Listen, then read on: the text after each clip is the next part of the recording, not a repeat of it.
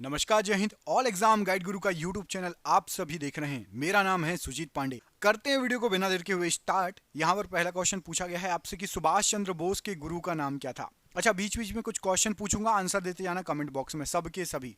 ठीक है, आलस कोई नहीं करेगा, कमेंट करके जरूर बताना। बिल्कुल आसान क्वेश्चन पूछूंगा बीच बीच में। ठीक है, चलो। तो सुभाष चंद्र बोस जी के गुरु का नाम यहाँ पर राइट आंसर हो जाएगा चित्तरंजन दास। यहाँ पर ऑप्शन नंबर आपका सी, चित्तरंजन दास प्रश्न के लिए बिल्कुल सही आंसर है।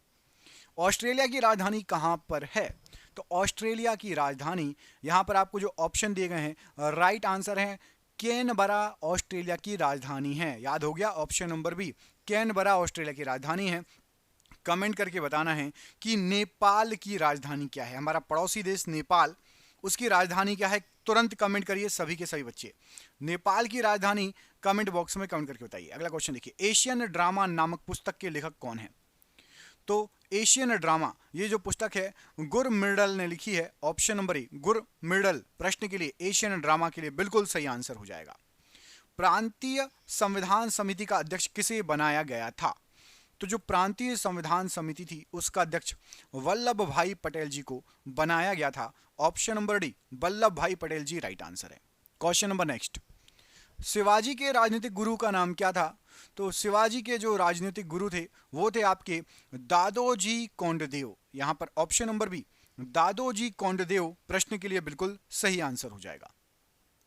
नागालैंड को भारतीय राज्य में कब शामिल किया गया था? तो नागालैंड राज्य बना था हमारे देश का सन 1963 में। नागालैंड को भारतीय राज्य में शामिल किया गया था। ऑप्शन नंबर सी यहां पर राइट आंसर है। किसी स्थान पर उच्च ज्वार भाटाओं में कितने समय का अंतराल होता है? तो किसी भी स्थान पर जो उच्च ज्वार भाटा होते हैं उसमें 12 घंटे 26 मिनट, करीब करीब 12.5 घंटे का अंतराल होता है। ऑप्शन नंबर यहां पर सी 12.5 घंटे करीब करीब राइट आंसर हो जाएगा प्रश्न के लिए। प्रथम ओलंपिक खेल का आयोजन किस वर्ष हुआ था? तो सबसे पहले ओलंपिक खेल जो हुए थे ये हो गए थे आपके 776 ईस्वी पूर्व। ऑप्शन नंबर ए 776 ईस्वी पूर्व प्रश्न के लिए बिल्कुल सही आंसर हो जाएगा। मालप्रभा परियोजना का संबंध किस राज्य से है? तो मालप्रभा परियोजना ये आपकी कर्नाटक राज्य से संबंधित है। ऑप्शन नंबर बी कर्नाटक राज्य प्रश्न के लिए राइट आंसर है। भारत में आधुनिक चित्रकला का जन्मदाता किसे कहा जाता है? तो भारत के अंदर आधुनिक चित्रकला का जन्मदाता यहां पर आपका राइट आंसर है। तो राइट आंसर हो जाएगा राजा रवि वर्मा जी को। यहां पर ऑप्शन नंबर डी से आंसर हो जाएगा, कोई नहीं, राजा रवि वर्मा जी हैं, उनको भारत में आधुनिक चित्रकला का जन्मदाता कहा जाता है। तो ऑप्शन नंबर डी यहां पर आपका राइट आंसर हो जाएगा। इंटीग्रल कोच फैक्ट्री पेरम्बूर किस राज्य में पड़ती है? तो इंटीग्रल कोच फैक्ट्री पेरम्बूर ये आपकी पड़ती है तमिलनाडु में। ऑप्शन नंबर सी तमिलनाडु प्रश्न के लिए इंटीग्रल कोच फैक्ट्री पेरम्बूर के लिए राइट आंसर है। भारत का सबसे पहला तारा मंडल कहां अवस्थित है? तो भारत का सबसे पहला तारामंडल ये आपका कोलकाता में है। Option number B Kolkata right answer है। रूसी क्रांति का जनक किसे कहा जाता है? तो रूसी क्रांति के जनक निकोलाई लेनिन को कहा जाता है। यहां पर option number D Nikolai Lenin ये रूसी क्रांति के जनक कहे जाते हैं। रक्तचाप को मापने का यंत्र क्या कहलाता है? तो रक्तचाप को मापने का यंत्र स्फिग्नोमैनोमीटर कहलाता है। यहां पर ऑप्शन नंबर बी स्फिग्नोमैनोमीटर प्रश्न के लिए बिल्कुल सही आंसर हो जाएगा। भारतीय पुनर्जागरण का जनक किसे कहा जाता है? तो भारतीय पुनर्जागरण का जनक राजा राम मोहन राय जी को कहा जाता है। यहां पर ऑप्शन नंबर सी राजा राम मोहन राय जी प्रश्न के लिए राइट आंसर हो जाएगा। ग्रेशम का नियम किससे संबंधित है? तो आपका जो ग्रेशम का नियम होता है ये मुद्रा के प्रचलन से संबंधित है। ऑप्शन नंबर ए मुद्रा के प्रचलन से ग्रेशम का नियम संबंधित है। तंजौर के बृहदेश्वर मंदिर को किसने बनवाया था? तो तंजौर का जो बृहदेश्वर मंदिर है इसका निर्माण राजा प्रथम के द्वारा कराया गया था। ऑप्शन नंबर बी राजा प्रथम प्रश्न के लिए बिल्कुल सही आंसर हो जाएगा। ध्रुवीय क्षेत्र में चलने वाली बर्फ की आंधी को क्या कहा जाता है? तो ध्रुवीय क्षेत्र में चलने वाली बर्फ की आंधी को ब्लिजर्ड कहा जाता है। ऑप्शन नंबर बी ब्लिजर्ड प्रश्न के लिए बिल्कुल सही आंसर हो जाएगा। मनुष्यों ने सर्वप्रथम किस धातु का प्रयोग किया था? तो मनुष्यों के द्वारा सबसे पहले तांबे का प्रयोग किया गया था? ऑप्शन नंबर यहां पर सी, तांबा यूज किया गया था मनुष्यों के द्वारा सबसे पहले। दोस्तों क्वेश्चन आप देख ही रहे हैं कितने शानदार क्वेश्चन है। ये क्वेश्चन आप जिस एग्जाम की तैयारी कर रहे हैं उसमें आ सकते हैं। और हमने देखिए हर एग्जाम में जीके और जीएस आता है, साइंस आती है, जीके आता है हर एग्जाम में। आपके लिए हमने 10,000 जीके के एमसीक्यू क्वेश्चन तैयार किए हैं। कितने? एक नहीं, दो नहीं, 10,000 क्वेश्चन। और ये 10,000 क्वेश्चन आपको 300 रुपए की पीडीएफ पड़ेगी। पीडीएफ बना ली गई है, सभी को पीडीएफ व्हाट्सएप पर मिल जाएगी। आप में से सब लोग व्हाट्सएप चलाते हो, व्हाट्सएप पर पीडीएफ भेज दी जाएगी। 300 रुपए की पीडीएफ है। फोन पे, गूगल पे, पेटीएम के माध्यम से पेमेंट कर सकते हो। जो हमारे चैनल पर शुरू से जुड़ा है उसके लिए भी, और जो नया पहली बार आया उसको मिल जाएगी। कितने क्वेश्चन मिलेंगे? 10,000 क्वेश्चन। रट लोगे ना तो जीके जीएस महा स्ट्रांग हो जाएगी हर सब्जेक्ट में। जिसको भी पीडीएफ चाहिए नीचे दिए गए नंबर पर संपर्क कर लेना, कॉल कर लेना, मैसेज कर देना, या व्हाट्सएप पर आप संपर्क कर सकते हो नीचे दिए गए नंबर पर। जरूर ले लेना, पढ़ने वाले बच्चे आपके एग्जाम में फंस सकते हैं ये क्वेश्चन। भारत में शुतुरमुर्ग पाए जाते थे, तो भारत में भी शुतुरमुर्ग पाए जाते थे, और ये पाए जाते थे आपके पुरा पाषाण काल में। ऑप्शन नंबर ए, पुरा पाषाण काल राइट आंसर हो जाएगा। तानसेन समारोह कहां आयोजित किया जाता है? तो तानसेन समारोह ये ग्वालियर में आयोजित किया जाता है। Option number D, Gwalior right answer है। खुर्दा विद्रोह किस वर्ष हुआ था? तो खुर्दा विद्रोह जो हुआ था राइट आंसर हो जाएगा, ये आपका हुआ था 1817 में। ऑप्शन नंबर यहां पर डी, 1817 खुर्दा विद्रोह के लिए राइट आंसर हो जाएगा। आनंदमठ पुस्तक का लेखक कौन है? किसने लिखी थी आनंदमठ पुस्तक? तो राइट आंसर हो जाएगा इसके लिए आपका बंकिम चंद्र चट्टोपाध्याय जी ने, ऑप्शन नंबर सी के द्वारा आनंदमठ लिखी गई थी। ऑप्शन नंबर सी सही आंसर हो जाएगा। रबड़ किसका उत्पादन है? तो रबड़ राइट आंसर हो जाएगा, ये प्राप्त होता है आपका लेटेक्स से। ऑप्शन नंबर यहां पर भी लेटेक्स प्रश्न के लिए राइट आंसर हो जाएगा। एक्रिलिन क्या है? तो एक्रिलिन ये आपका होता है फाइबर। ऑप्शन नंबर यहां पर भी एक्रिलिन एक फाइबर होता है। औषध में पीड़क नाशक के रूप में प्रयुक्त होने वाला इनमें से कौन सा मिश्र है? तो औषध में पीड़ानाशक के रूप में प्रयुक्त होता है वो है आपका aspirin. Option number C aspirin right answer हो जाएगा। निम्नलिखित में से कौन सा एंजाइम ग्लूकोज को इथेनॉल में परिवर्तित करने को प्रेरित करता है? तो राइट आंसर हो जाएगा लाइमेज। लाइमेज जो एंजाइम होता है ये ग्लूकोज को एथेनॉल में परिवर्तित करने के लिए प्रेरित करता है। ऑप्शन नंबर ए। निम्नलिखित कार्बनिक पदार्थों में से कौन सा प्रकृति में सर्वाधिक प्रचुर मात्रा में पाया जाता है? तो प्रकृति में यदि सर्वाधिक प्रचुर मात्रा में आप देखेंगे तो सेल्यूलोज पाया जाता है। यहाँ पर जो ऑप्शन दिए गए हैं उसमें से तो ऑप्शन नंबर आपका बी सेल्यूलोज प्रश्न के लिए राइट आंसर है। निम्नलिखित में से कौन सा प्राकृतिक बहुलक नहीं है? तो यहाँ पर आपको जो बहुलक दिए गए हैं उनमें से आपका नाइलॉन ये प्राकृतिक बहुलक नहीं है। ऊन, चमड़ा, रेशम प्राकृतिक बहुलक की श्रेणी में आते हैं। एथिलीन डाइब्रोमाइड को पेट्रोल में मिलाने पर क्या होगा? तो एथिलीन डाइब्रोमाइड को यदि आप पेट्रोल में मिला देंगे तो यह लेड ऑक्साइड के विलोपन में सहायक हो जाएगा। ऑप्शन नंबर यहाँ पर भी यह लेड ऑक्साइड के विलोपन में सहायक हो जाएगा। प्रेशर कुकरों का हैंडल प्लास्टिक का बना होता है क्योंकि इसको ऊष्मा का कुचालक बनाया जाता है।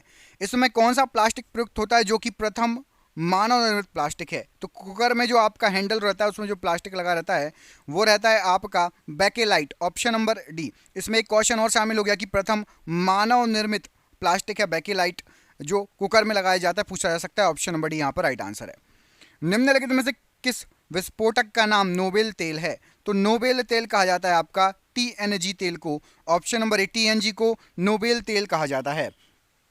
निम्नलिखित में से कौन सा एक विस्फोटक नहीं है? तो यहाँ पर आपको कुछ ऑप्शन दिए गए हैं उसमें से आपका नाइट्रोक्लोरोफॉर्म ये विस्फोटक नहीं है। ऑप्शन नंबर ए नाइट्रोक्लोरोफॉर्म विस्फोटक की श्रेणी में नहीं आता। क्लोरीन को एथिलीन में मिलाने पर क्या प्राप्त होता है? तो क्लोरीन को एथिलीन में मिलाने पर आपका एथिलीन क्लोराइड प्राप्त होता है। तो option number D ethylene chloride right answer हो जाएगा प्रश्न के लिए। कार्बोहाइड्रेट्स या कार्बोज इसके यौगिक हैं। तो कार्बोहाइड्रेट या जो कार्बोज हैं ये आपके कार्बन, ऑक्सीजन और हाइड्रोजन के यौगिक हैं। Option number B carbon, oxygen और हाइड्रोजन राइट आंसर है। फलों का मधुर स्वाद किसके कारण होता है? तो फलों में मधुर स्वाद, मीठा स्वाद फ्रक्टोज के कारण होता है। Option number C fructose right answer है। निम्नलिखित में से यूरिया को उत्पादित करने के लिए कौन अभिक्रिया करता है? तो यूरिया जो बनता है इसके लिए आपका कार्बन डाइऑक्साइड और अमोनिया की अभिक्रिया होती है। Option number B carbon dioxide और अमोनिया राइट आंसर है। प्राकृतिक रबड़ का वल्कनीकरण करने के लिए कौन सी विधि प्रयुक्त होती है? तो प्राकृतिक रबड़ का वल्कनीकरण करने के लिए गंधक के साथ उसको गर्म किया जाता है। ऑप्शन नंबर ए, गंधक के साथ गर्म करना राइट आंसर हो जाएगा। रेयॉन के निर्माण के लिए कच्चे माल के रूप में निम्नलिखित में से किसका प्रयोग होता है? तो रेयॉन के निर्माण में कच्चे माल के लिए सेल्यूलोज का यूज करते हैं। यहां पर आपका option number C, cellulose right answer हो जाएगा। प्राकृतिक रबड़ किसका बहुलक है? तो प्राकृतिक रबड़ राइट आंसर हो जाएगा। ये आइसोप्रीन का बहुलक होता है। ऑप्शन नंबर ए, आइसोप्रीन का बहुलक है प्राकृतिक रबड़। नायलॉन है एक क्या? तो नायलॉन जो है ये आपका पॉलीएमाइड कहलाता है। Option number D, polyamide right answer हो जाएगा।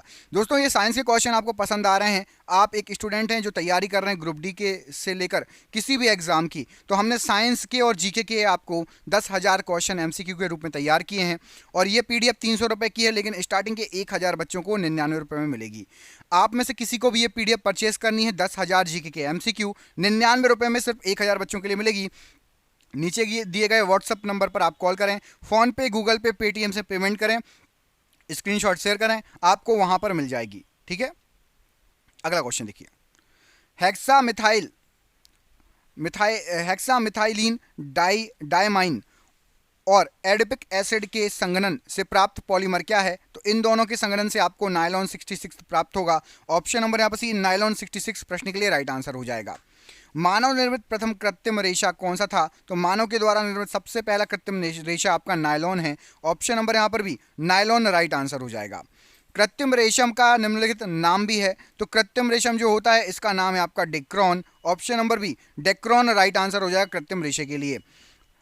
लैक या लाह एक क्या है? तो लाख या लाह प्राकृतिक बहुलक है। ऑप्शन नंबर यहाँ पर भी, ये एक प्राकृतिक बहुलक है लाख, याद रखिएगा। मोम या वैक्स क्या होती है? तो मोम या वैक्स ये आपका एल्डिहाइड की श्रेणी में आते हैं। ऑप्शन नंबर सी, एल्डिहाइड की श्रेणी राइट आंसर हो जाएगा। टेलीफोन, रिसीवर तथा रेडियो एवं टेलीविजन के कैबिनेट किस प्लास्टिक के बने होते हैं? तो इन सभी के जो कैबिनेट होते हैं वो बेकेलाइट के बने होते हैं। Option number B, bakelite right answer हो जाएगा। कौन सा प्लास्टिक खाने के पदार्थ को पैक करने में प्रयोग किया जाता है? तो खाने के पदार्थ को पैक करने में पॉलीएथिलीन का यूज होता है यहाँ पर। Option number C, polyethylene right answer हो जाएगा। बरसाती किससे बनाया जाता है? तो बरसाती या रेनकोट जो होते हैं ये पॉलीकार्बोनेट के बनते हैं। ऑप्शन नंबर यहाँ पर सी, पॉलीकार्बोनेट के बनते हैं बरसाती या रेनकोट। टेफ्लॉन नामक प्लास्टिक का निर्माण किस यौगिक के बहुलीकरण द्वारा होता है? तो टेफ्लॉन का निर्माण जो होता है ये होता है आपका टेट्राफ्लोरो इथिलीन के निर्माण के द्वारा, बहुलीकरण के द्वारा इसके। ऑप्शन नंबर डी, टेट्राफ्लोरोइथिलीन का बहुलीकरण करके टेफ्लॉन नामक प्लास्टिक बनता है। निम्नलिखित में से किसके बहुलीकरण से पीवीसी बनता है? तो जो पीवीसी बनेगा ये विनाइल क्लोराइड के बहुलीकरण से बनेगा। Option number B, vinyl chloride right answer है। बेकेलाइट, फिनॉल तथा अन्य जो है किसका बहुलक है? तो बेकेलाइट, फिनॉल जो है ये आपका फॉर्मेल्डिहाइड्स का बहुलक कहलाता है। ऑप्शन नंबर ए, बेकेलाइट, फिनॉल फॉर्मेल्डिहाइड का बहुलक है। प्लास्टिक वस्तुतः इनमें से क्या है? तो जो प्लास्टिक होता है ये वस्तुतः असंतृप्त हाइड्रोकार्बन के उच्च बहुलक होते हैं। यहां पर ऑप्शन नंबर बी, असंतृप्त हाइड्रोकार्बन के उच्च बहुलक राइट आंसर है। निम्नलिखित बहुलकों में से किसका प्रयोग ना चिपकने वाली कड़ाही के निर्माण में किया जाता है? तो ना चिपकने वाली कड़ाही के निर्माण में टेफ्लॉन का यूज किया जाता है। ऑप्शन नंबर ए, टेफ्लॉन राइट आंसर है। निम्नलिखित में से कौन सा बहुलक बुलेट प्रूफ खिड़की बनाने में प्रयोग किया जाता है? तो बुलेट प्रूफ खिड़की बनाने में आपका प्रयोग किया जाता है पॉलीकार्बोनेट का। ऑप्शन नंबर यहां पर ए, पॉलीकार्बोनेट राइट आंसर हो जाएगा। निम्नलिखित में से कौन सा पॉलीमर नहीं है? यहां पर आपको जो ऑप्शन दिए गए हैं उसमें से आपका टेफ्लॉन ये पॉलीमर नहीं है। Option number B, Teflon right answer हो जाएगा। निम्नलिखित में से कौन प्राकृतिक बहुलक नहीं है? प्राकृतिक पूछा गया है तो देखो, ऊन, रेशम, चमड़ा ये प्राकृतिक बहुलक है। नायलॉन ये प्राकृतिक बहुलक की श्रेणी में नहीं आता। Option number D. प्राकृतिक रबड़ किसका बहुलक होता है? तो प्राकृतिक रबड़ जो है ये आपका आइसोप्रीन का बहुलक है। ऑप्शन नंबर ए, आइसोप्रीन राइट आंसर हो जाएगा प्रश्न के लिए। क्लोरोइथिलीन के बहुलीकरण से प्राप्त होता है, तो क्लोरोइथिलीन के बहुलीकरण से आपका पीवीसी प्राप्त होता है। Option number D, PVC right answer है। ऑरलोन किससे बनने वाला पॉलीमर है? तो ऑरलोन जो पॉलीमर बनता है ये आपका बनता है एक्रिलोनाइट्राइल, ऑप्शन नंबर ए के द्वारा बनने वाला पॉलीमर है ये। टेफ्लॉन क्या कहलाता है? तो टेफ्लॉन एक फ्लोरोकार्बन होता है। क्या होता है? ऑप्शन नंबर ए, टेफ्लॉन एक फ्लोरोकार्बन होता है। मिथाइल आइसोसाइनेट गैस के कारण दिसंबर 1984 में भोपाल में आपदा हुई थी। यूनियन कार्बाइड फैक्ट्री में किसके उत्पादन के लिए प्रयुक्त होती थी? तो मिथाइल आइसोसाइनेट ये आपकी पीड़कनाशी के रूप में यूज होती थी। ऑप्शन नंबर डी पीड़कनाशी राइट आंसर है। नेफ्थलीन का मुख्य स्रोत क्या है? तो नेफ्थलीन का मुख्य स्रोत है आपका coal tar. Option number A coal tar right answer हो जाएगा नेफ्थलीन के लिए। भोपाल गैस त्रासदी से संबंधित यौगिक का नाम क्या था? तो भोपाल गैस त्रासदी से संबंधित यौगिक मिथाइल आइसोसाइनेट। ऑप्शन नंबर यहां पर C methyl isocyanate right answer है। आंसू गैस में प्रयुक्त होता है, तो आंसू गैस में आपका क्लोरो एसिटोफिनोन प्रयुक्त होता है। ऑप्शन नंबर ए क्लोरो एसिटोफिनोन राइट आंसर है। फूड प्रोसेसिंग हेतु प्रयुक्त होता है, तो फूड प्रोसेसिंग हेतु आपका बेंजोइक अम्ल का यूज होता है। ऑप्शन नंबर डी बेंजोइक अम्ल राइट आंसर है। खाद्य पदार्थों के परिरक्षण के लिए प्रयोग में लाया जाने वाला रसायन क्या है? तो खाद्य पदार्थों के परीक्षण में लाया जाने वाला रसायन सोडियम बेंजोएट होता है। ऑप्शन नंबर यहां पर सी सोडियम बेंजोएट प्रश्न के लिए राइट आंसर हो जाएगा। अगला क्वेश्चन देखिए, निम्न में से कौन सा पदार्थ खाने की वस्तुओं के लिए प्रतिरक्षण के रूप में प्रयुक्त होता है? तो सोडियम बेंजोएट यहां पर आपका ऑप्शन नंबर सी यही होता है। खाने की जो वस्तुएं रहती हैं उसको खराब होने से बचाने के लिए option number C sodium benzoate. Sodium benzoate के बहुत सारे क्वेश्चन बनते हैं। अगला क्वेश्चन देखो, फलों के रस को सुरक्षित रखने के लिए निम्नलिखित में किसका उपयोग किया जाता है? तो फलों के रस को सुरक्षित रखने के लिए सोडियम बेंजोएट। देखो खाना बचाने के लिए, सही रखने के लिए लंबे समय तक, फलों के रस के लिए। टमाटर की चटनी को अधिक समय तक ताजा रखने के लिए थोड़ी मात्रा में क्या मिलाया जाता है? तो राइट आंसर हो जाएगा सोडियम बेंजोएट। कोई भी खाने वाली वस्तु होगी ना, देखो क्वेश्चन कैसे घुमा घुमा के पूछ रहा है। दवा बनाने में काम में आता है क्या? अब दवा बनाने की बात आ गई है, देख लेते हैं। तो दवा बनाने के लिए आपका राइट आंसर हो जाएगा बेंजोइक अम्ल का यूज किया जाता है। ऑप्शन नंबर ए बेंजोइक अम्ल राइट आंसर है। अश्रु गैस का रासायनिक नाम क्या है? तो अश्रु गैस का रासायनिक नाम है आपका 4 क्लोरो एसिटोफिनोन। ऑप्शन नंबर यहां पर आपका डी राइट आंसर हो जाएगा। अगला क्वेश्चन देखिए, डीडीटी का पूरा नाम क्या है? तो डीडीटी का पूरा नाम है आपका dichloro diphenyl trichloro ethane. Option number यहां पर भी dichloro diphenyl trichloro ethane right answer है। मिरबेन का तेल के नाम से किसको जाना जाता है? तो मिरबेन के तेल के नाम से यहां पर राइट आंसर हो जाएगा नाइट्रोबेंजीन को जाना जाता है। क्या कहा जाता है इसको? मिरबेन का तेल। ऑप्शन नंबर ए नाइट्रोबेंजीन, ये मिरबेन का तेल कहलाता है। अगला क्वेश्चन देखिए, ट्राई नाइट्रो टोलुइन मतलब टीएनटी, ट्राई नाइट्रो टोलुइन क्या है एक? तो ट्राई नाइट्रो टोलुइन ये आपका है विस्फोटक, टीएनटी बोलते हैं इसको। ऑप्शन नंबर यहां पर सी विस्फोटक प्रश्न के लिए बिल्कुल सही आंसर हो जाएगा। अगला क्वेश्चन देखिए, ट्राई नाइट्रोबेंजीन टीएनबी क्या है? तो ट्राई नाइट्रोबेंजीन ये होता है आपका, ये भी विस्फोटक होता है। टीएनबी भी और टीएनटी भी। ऑप्शन नंबर डी प्रश्न के लिए बिल्कुल सही आंसर हो जाएगा। लौह उत्प्रेरक की उपस्थिति में बेंजीन क्लोरीन गैस के साथ प्रतिक्रिया करके क्या बनाता है? तो बेंजीन क्लोरीन गैस के साथ प्रतिक्रिया करके क्लोरोबेंजीन बनाएगा। Option number C chlorobenzene right answer हो जाएगा। गैमेक्सीन है एक क्या? तो जो गैमेक्सीन है ये आपका एक कीटाणुनाशक कहलाता है। ऑप्शन नंबर ए गैमेक्सीन एक कीटाणुनाशक है।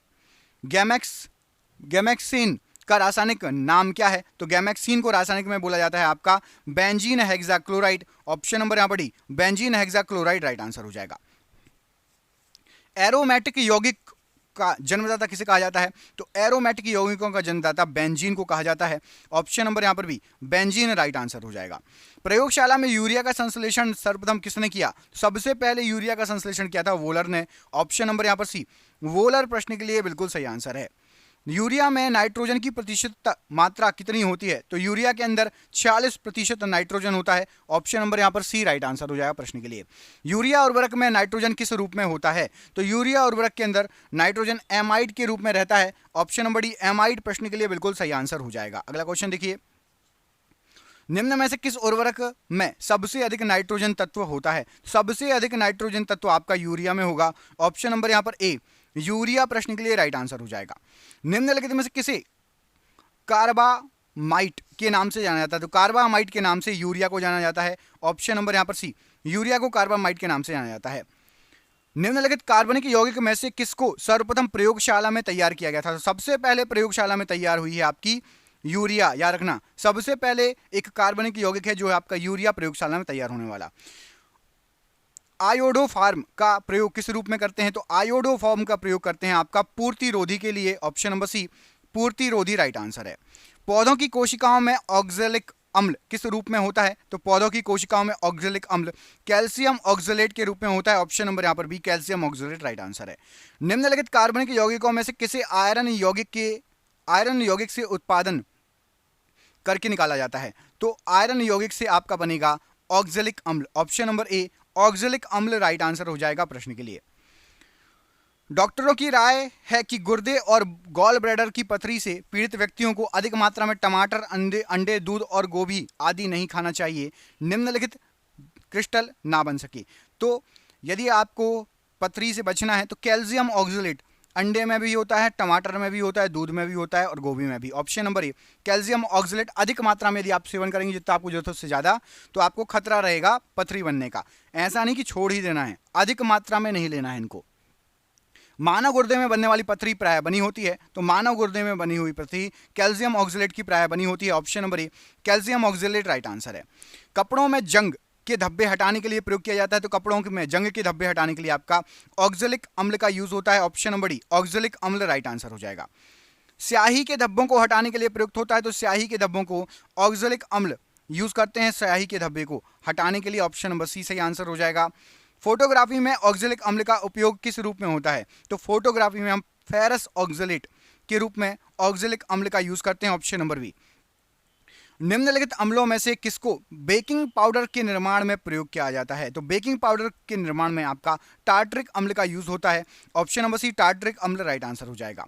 इमली में कौन सा अम्ल पाया जाता है? तो इमली के अंदर आपका पाया जाता है टार्टरिक अम्ल। ऑप्शन नंबर सी, इमली में टार्टरिक अम्ल पाया जाता है। Option number C right answer है। अंगूर में कौन सा अम्ल पाया जाता है? अंगूर अपन खाते हैं फल, अंगूर में भी टार्टरिक अम्ल होता है। ऑप्शन नंबर यहाँ पर डी, टार्टरिक अम्ल अंगूर में भी पाया जाता है।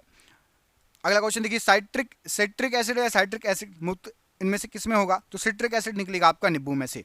ऑप्शन नंबर यहाँ पर डी, नींबू राइट आंसर हो जाएगा प्रश्न के लिए। मांसपेशियों में किस द्रव के एकत्र होने से थकावट आती है? तो मांसपेशियों के अंदर यदि लैक्टिक अम्ल जमा हो जाए तो आपको थकावट आएगी। ऑप्शन नंबर ए राइट आंसर हो जाएगा लैक्टिक अम्ल। दही का खट्टापन निम्नलिखित में से किस कारण से होता है? तो दही का खट्टापन आपका लैक्टिक एसिड के कारण होता है। ऑप्शन नंबर यहाँ पर भी लैक्टिक एसिड राइट आंसर है। सिरका या विनेगर होता है क्या? तो सिरका या विनेगर ये जल में एसिटिक अम्ल का 5% विलयन होता है। ऑप्शन नंबर ए, जल में आप 5% एसिटिक अम्ल घोल दें, सिरका या विनेगर तैयार हो जाएगा। सिरके का तिक्त स्वाद किसके कारण आता है? चूंकि सिरका एसिटिक होता है तो एसिटिक एसिड के कारण आपका सिरके में तिक्त स्वाद आता है। सिरके में निम्नलिखित में से क्या पाया जाता है? तो सिरके के अंदर आपका एसिटिक एसिड पाया जाता है। ऑप्शन नंबर यहाँ पर सी राइट आंसर है। टमाटर सॉस में पाया जाता है इनमें से क्या? तो टमाटर सॉस के अंदर आपका साइट्रिक एसिड पाया जाएगा। ऑप्शन नंबर ए यहाँ पर राइट आंसर हो जाएगा। सीरा अति उत्तम कच्चा माल है किसका? तो सीरा अति उत्तम कच्चा माल है आपका एसिटिक अम्ल के लिए। ऑप्शन नंबर ए, एसिटिक अम्ल के लिए। निम्नलिखित में से कौन सा अम्ल सिरके में उपस्थित होता है? तो सिरके के अंदर यहाँ पर आपको जो ऑप्शन दिए गए हैं एसिटिक अम्ल यूज होगा। ऑप्शन नंबर यहाँ पर डी राइट आंसर है। चींटी या मधुमक्खी के काटने पर उसके डंक में निम्नलिखित में से कौन सा द्रव पाया जाता है? तो चींटी और मधुमक्खी के डंक में फॉर्मिक अम्ल पाया जाता है। ऑप्शन नंबर ए यहाँ पर फॉर्मिक अम्ल राइट आंसर है। फॉर्मिक अम्ल किसके द्वारा उत्पादित किया जाता है? यहाँ पर जो ऑप्शन दिए गए उसमें से तो लाल चींटी, ऑप्शन नंबर यहाँ पर सी, लाल चींटी राइट आंसर हो जाएगा। बायोडीजल के उत्पादन में निम्नलिखित में से कौन सी प्रक्रिया अपनाई जाती है? तो बायोडीजल के उत्पादन में यहां पर आपको जो ऑप्शन दिए गए हैं उसमें से राइट आंसर हो जाएगा आपका, एक second, transesterification. Option number C, biodiesel में ट्रांस एस्टरिफिकेशन अपनाया जाता है। काष्ठ से प्राप्त पायरोलिग्रियस अम्ल होता है, तो काष्ठ से प्राप्त पायरोलिग्रियस अम्ल होता है आपका 10% एसिटिक अम्ल। ऑप्शन नंबर यहां पर सी राइट आंसर हो जाएगा। पायरोलिग्रियस अम्ल जो है का अवयव है, ये किसका अम्ल अवयव है? तो ये आपका पायरोलिग्नियस अम्ल जो है एसिटिक अम्ल, मिथाइल अल्कोहल और एसीटोन इन सभी का अवयव है। ऑप्शन नंबर यहाँ पर डी प्रश्न के लिए बिल्कुल सही आंसर हो जाएगा। एल्डोल संघनन किसके बीच नहीं हो सकता? तो एल्डोल संघनन ये एक एल्डिहाइड और एक ईस्टर के बीच में नहीं हो सकता। ऑप्शन नंबर यहाँ पर भी राइट आंसर है। यूरोट्रोपिन है क्या? तो यूरोट्रोपिन आपका हेक्सामिथिलीन टेट्राएमीन है। Option number C, hexamethylene tetramine right answer. Piklihal और उटनूर महत्वपूर्ण स्थल थे कहाँ के? तो ये जो दोनों महत्वपूर्ण स्थल थे ये आपके नवपाषाणी काल के महत्वपूर्ण स्थल थे। ऑप्शन नंबर यहाँ पर बी राइट आंसर हो जाएगा। किस वंश की राजधानी दक्षिण भारत में नहीं है इनमें से? चोल, चेर, पाल या पल्लव? तो इनमें से आपके राइट आंसर हो जाएगा जो पाल वंश है ये दक्षिण में नहीं था, बाकी चोल, चेर और पल्लव ये तीनों दक्षिण राजवंश हैं। शेर शाह सूरी का मकबरा कहाँ स्थित है? तो शेर शाह सूरी का मकबरा सासाराम बिहार में स्थित है। ये भी आपका ग्रुप डी में आया हुआ क्वेश्चन है और आपको मैं बता रहा हूँ मेरी पीडीएफ में से बहुत सारे क्वेश्चन ग्रुप डी में फंसे हैं जीके साइंस के। तो जो भी ग्रुप डी की तैयारी कर रहा है याद एग्जाम की जरूर ले लेना। रामबाण क्वेश्चन है, ये क्वेश्चन आपको जिंदगी भर हर एग्जाम जो भी दोगे ना उसमें आपको मिलेंगे। बहुत ही शानदार क्वेश्चन का कलेक्शन है, नीचे दिए गए नंबर पर कॉल करके प्राप्त कर सकते हैं क्वेश्चंस। निम्नलिखित में से कौन सा मंदिर चोल साम्राज्य का एक उदाहरण है? तो चोल साम्राज्य का आपका ऐरावतेश्वर मंदिर ये चोल साम्राज्य का उदाहरण है। ऐरावतेश्वर मंदिर ऑप्शन बड़ी राइट आंसर है। भारत के राष्ट्रीय प्रतीक पर उल्लिखित सत्यमेव जयते शब्द किस उपनिषद से लिए गए हैं? तो सत्यमेव जयते मुंडकोपनिषद से लिए गए हैं। ये ऑप्शन नंबर यहां पर भी मुंडकोपनिषद राइट आंसर हो जाएगा। पाल राजवंश का संस्थापक कौन था? तो पाल राजवंश का संस्थापक आपका गोपाल था। ऑप्शन नंबर यहां पर सी गोपाल राइट आंसर हो जाएगा। मुस्लिम लीग की स्थापना कब की गई थी? तो मुस्लिम लीग की स्थापना आपकी राइट आंसर हो जाएगा। यहां पर आपको जो ऑप्शन दिए गए हैं 1906, ऑप्शन नंबर यहां पर भी 1906 में मुस्लिम लीग की स्थापना की गई थी। जयपुर के हवा महल की बाहरी दीवार पर कितनी खिड़कियां हैं? तो बाहरी दीवार पर जो हवा महल बना है जयपुर में उसमें 953 खिड़कियां हैं। यहां पर ऑप्शन नंबर डी 953 खिड़कियां राइट आंसर है। इब्राहिम लोदी दिल्ली का सुल्तान कब बना? तो इब्राहिम लोदी दिल्ली का सुल्तान 1517 ईस्वी में बना। ऑप्शन नंबर ए 1517 ईस्वी राइट आंसर हो जाएगा। गुरु पर्व सिख समुदाय का सबसे महत्वपूर्ण और पवित्र त्यौहार है। हिंदू कैलेंडर के अनुसार इसे निम्नलिखित में से किस महीने मनाया जाता है? तो जो गुरु पर्व मनाया जाता है ये कार्तिक महीने में मनाया जाता है। ऑप्शन नंबर सी कार्तिक मास राइट आंसर हो जाएगा। निम्नलिखित में से किस वर्ष में भारत ब्रिटिश राज के सीधे नियंत्रण में आ गया? तो भारत ब्रिटिश राज के सीधे नियंत्रण में आ गया था। राइट आंसर हो जाएगा 1858 में। 57 की क्रांति के जस्ट एक साल बाद राइट आंसर हो जाएगा। किस राज्य में फोडोंग बौद्ध मठ स्थित है? तो फोडोंग बौद्ध मठ आपका सिक्किम राज्य में स्थित है। ऑप्शन नंबर यहां पर डी सिक्किम राज्य राइट आंसर हो जाएगा। संस्थापक और उनके द्वारा स्थापित सामाजिक धार्मिक संगठन के उचित मिलान वाले विकल्प का पहचान करें।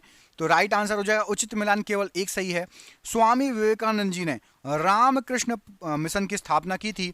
तो यहां पर आपका ऑप्शन नंबर ए स्वामी विवेकानंद जी के द्वारा रामकृष्ण मिशन की स्थापना की गई राइट आंसर है। किस वर्ष लॉर्ड कर्जन ने बंगाल विभाजन का आदेश दिया था? तो बंगाल विभाजन का जो आदेश दिया था वो आपका दिया था 1905 में। ऑप्शन नंबर ए 1905 राइट आंसर हो जाएगा बंगाल विभाजन के लिए।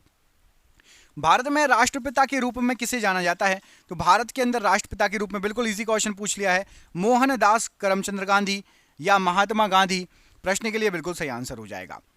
भारत के किस भाग में जैन धर्म का दिलवाड़ा मंदिर स्थित है? तो दिलवाड़ा मंदिर राइट आंसर हो जाएगा। माउंट आबू में स्थित है। ऑप्शन नंबर ए माउंट आबू राइट आंसर हो जाएगा। कमेंट करके बताइए माउंट आबू कहां पड़ता है, राजस्थान में या गुजरात में?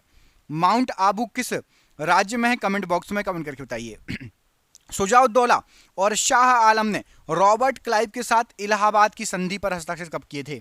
तो इलाहाबाद की संधि पर हस्ताक्षर 1765 में हुए थे। Option number C right answer है। वायसराय की कार्यकारी परिषद में निम्नलिखित सम्मिलित होने वाला प्रथम भारतीय कौन था? तो सबसे पहला भारतीय था आपका Satyendra Prasad Sinha ji. Option number D Satyendra Prasad Sinha ji right answer है। निम्नलिखित में से बौद्ध धर्म की पवित्र पुस्तक कौन सी है? तो यहां पर आपको जो ऑप्शन दिए गए हैं उसमें से त्रिपिटक ये बौद्ध धर्म की पवित्र पुस्तक है। ऑप्शन नंबर ए त्रिपिटक राइट आंसर है। अमृतसर संधि पर हस्ताक्षर कब हुए या कब किए गए? तो अमृतसर संधि पर हस्ताक्षर हुए थे आपके 1809 ईस्वी में। ऑप्शन नंबर बी 1809 ईस्वी राइट आंसर हो जाएगा। हड़प्पा सभ्यता की खोज सर्वप्रथम किस वर्ष हुई थी? तो हड़प्पा सभ्यता की खोज 1921 ईस्वी में हुई थी। ऑप्शन नंबर सी 1921 ईस्वी राइट आंसर है। मैसूर साम्राज्य और ब्रिटिश ईस्ट इंडिया कंपनी के बीच दूसरा एंग्लो मैसूर युद्ध कब लड़ा गया? तो दूसरा एंग्लो मैसूर युद्ध 1780 से लेकर 1784 के बीच में लड़ा गया। ऑप्शन नंबर ए 1780 से 1784 राइट आंसर है।